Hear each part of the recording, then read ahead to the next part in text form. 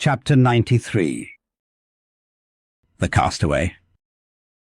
It was but some few days after encountering the Frenchman that a most significant event befell the most insignificant of the Pequod's crew, an event most lamentable, and which ended in providing the sometimes madly merry and predestinated craft with a living and ever-accompanying prophecy of whatever shattered sequel might prove her own.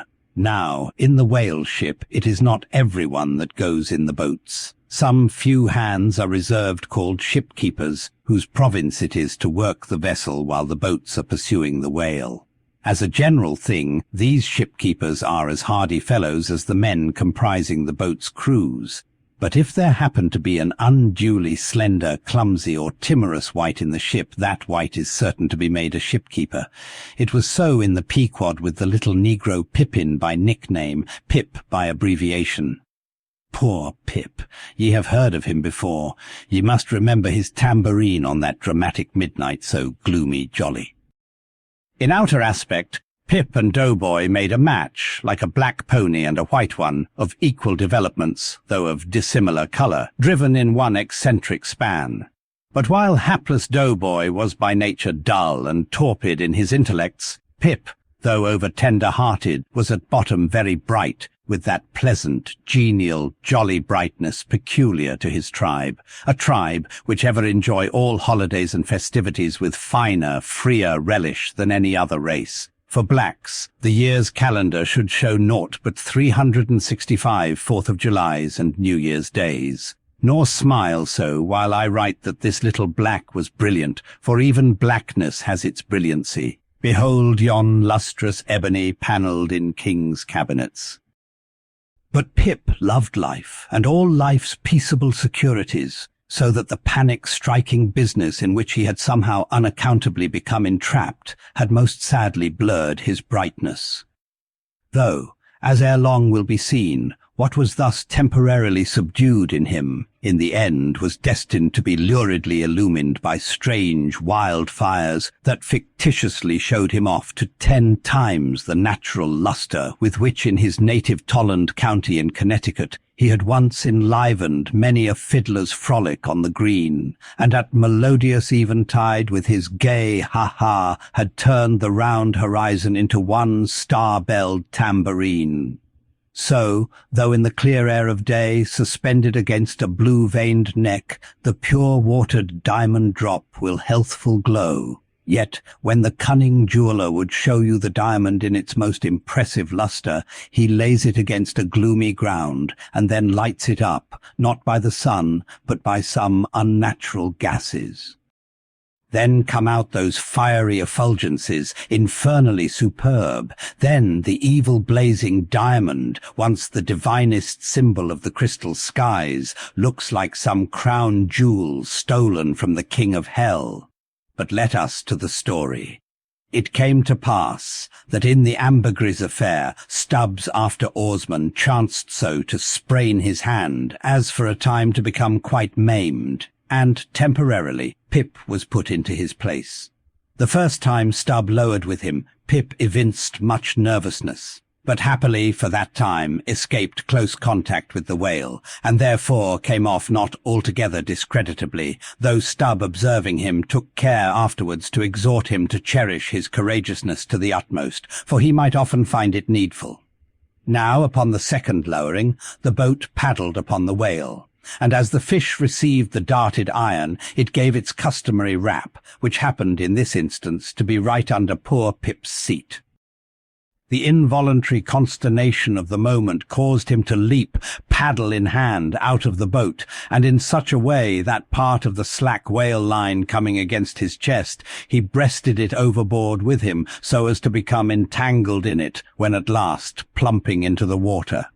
That instant the stricken whale started on a fierce run, the line swiftly straightened, and presto! Poor Pip came all foaming up to the chocks of the boat, remorselessly dragged there by the line, which had taken several turns around his chest and neck. Tashtego stood in the bows. He was full of the fire of the hunt. He hated Pip for a poltroon. Snatching the boat knife from its sheath, he suspended its sharp edge over the line, and turning towards Stubb, exclaimed interrogatively, "Cut!" Meantime, Pip's blue, choked face plainly looked, "Dough, for God's sake." All passed in a flash. In less than half a minute this entire thing happened. "Damn him, cut!" roared Stubb. And so the whale was lost, and Pip was saved. So soon as he recovered himself, the poor little negro was assailed by yells and execrations from the crew.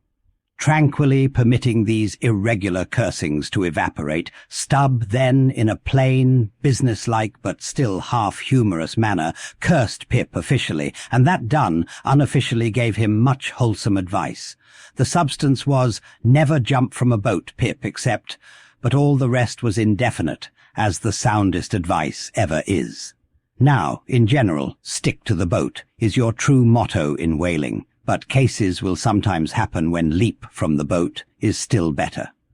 Moreover, as if perceiving at last that if he should give undiluted, conscientious advice to Pip, he would be leaving him too wide a margin to jump in for the future, Stubb suddenly dropped all advice and concluded with a peremptory command. "Stick to the boat, Pip, or by the Lord, I won't pick you up if you jump. Mind that. We can't afford to lose whales by the likes of you. A whale would sell for 30 times what you would, Pip, in Alabama. Bear that in mind, and don't jump any more." Hereby perhaps Stubb indirectly hinted that though man loves his fellow, yet man is a money-making animal, which propensity too often interferes with his benevolence.